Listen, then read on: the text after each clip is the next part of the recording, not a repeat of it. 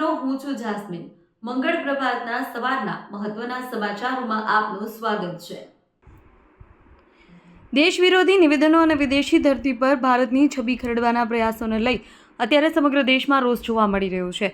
તાજેતરમાં દિલ્હીમાં યોજાયેલી એઆઈ સમિટમાં કોંગ્રેસના નેતા રાહુલ ગાંધી અને યુથ કાર્યકરો દ્વારા કરવામાં આવેલા દેખાવોને ભાજપે સખત શબ્દોમાં વખોડી કાઢ્યા છે. ભારતને હાસ્યાસ્પદ ગણાવતી આ માનસિકતા સામે આજે મહેસાણાની ધરતી પરથી વિરોધનો સૂર ઉઠ્યો છે. આજે મહેસાણા જિલ્લા ભાજપ મહિલા મોરચા દ્વારા રાહુલ ગાંધીની દેશ વિરોધી માનસિકતા સામે ઉગ્ર ધરણા કાર્યક્રમનું આયોજન કરવામાં આવ્યું છે. પંડિત દીનદયાળ ટાઉન હોલની સામે ફુવારા પાસે મોટી સંખ્યામાં ભાજપના કાર્યકરો ઉમટી પડ્યા. મહિલા કાર્યકરો દ્વારા રાહુલ ગાંધી વિરોધી પ્લેકાર્ડ સાથે બેઠેલા તમામ કાર્યકર્તાઓ તેમજ હોદ્દેદારોને રસ્તે ચાલતા રાહદારીઓએ પણ તેમના સૂરને બુલંદ કર્યો અને દેશને નરેન્દ્ર મોદી જેવા બીજા નેતા ક્યારેય નહીં મળે તેવું જણાવ્યું. રાહુલ ગાંધી હાય હાય અને કોંગ્રેસ તેરી તાનાશાહી નહીં ચલેગાના નારા સાથે કેસરી ખેસ પહેરેલા કાર્યકરોનો ભારે ઉત્સાહ જોવા મળ્યો. કાર્યક્રમમાં જિલ્લાના ટોચના પદાધિકારીઓ મહિલા શક્તિનો જોટો જોવા મળ્યો, જેમાં જિલ્લા અને મંડળના પ્રમુખ, મહામંત્રી, જિલ્લા પંચાયત, તાલુકા પંચાયત, નગરપાલિકા, ચૂંટાયેલા મહિલા સદસ્યો, જિલ્લા તેમજ મંડળ મહિલા મોરચાની તમામ બહેનો, તમામ કાર્યકરો એક સુરે જણાવ્યું હતું કે ભારતની પ્રગતિ જ્યારે વિશ્વ જોઈ રહ્યું છે ત્યારે રાહુલ ગાંધી દ્વારા કરવામાં આવતા કૃત્યો તેમની દેશ વિરોધી માનસિકતા છતી કરે છે. બપોરે 2 વાગ્યે શરૂ થયેલા ધરણા પ્રદર્શનમાં ભાજપના કાર્યકરોએ કોંગ્રેસ વિરુદ્ધ જોરદાર સૂત્રોચ્ચાર કરી વાતાવરણ ગજવી મૂક્યું. મહેસાણા ભાજપ મહિલા મોરચા સાથે સ્પષ્ટ સંદેશ આપ્યો કે દેશનું અપમાન કરનારાઓને જનતા ક્યારેય માફ નહીં કરે. કોંગ્રેસની માનસિકતા, કોંગ્રેસની છેલ્લી કક્ષાની માનસિકતા પ્રદર્શિત કરે છે.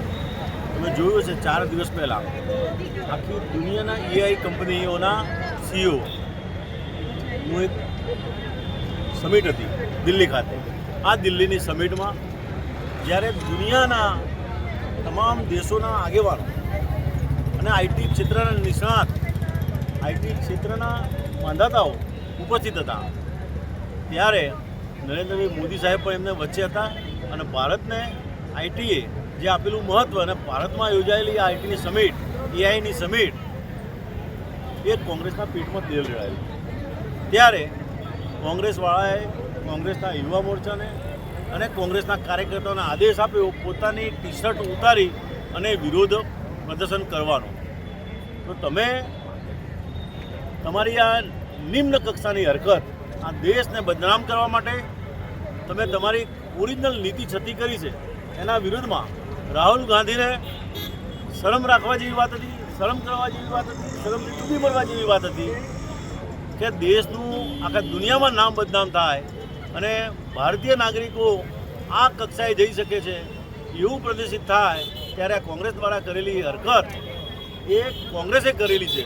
એના વિરોધમાં આ દેશને પ્રજા અને પ્રજાજનોનો અવાજ છે કે દુનિયામાં ભારતની છબી બગાડવા માટે જે કોંગ્રેસે નિમ્ન કક્ષાની હરકત કરી છે, છેલ્લી કક્ષાની હરકત કરી છે, એના વિરોધમાં આજે અમારા મહેસાણા જિલ્લાના મહિલા મોરચાના આયોજનથી અને મહિલા મોરચાએ આજે આ રાહુલ ગાંધીના વિરોધમાં ધરણા પ્રદર્શનનો આ કાર્યક્રમ રાખ્યો છે.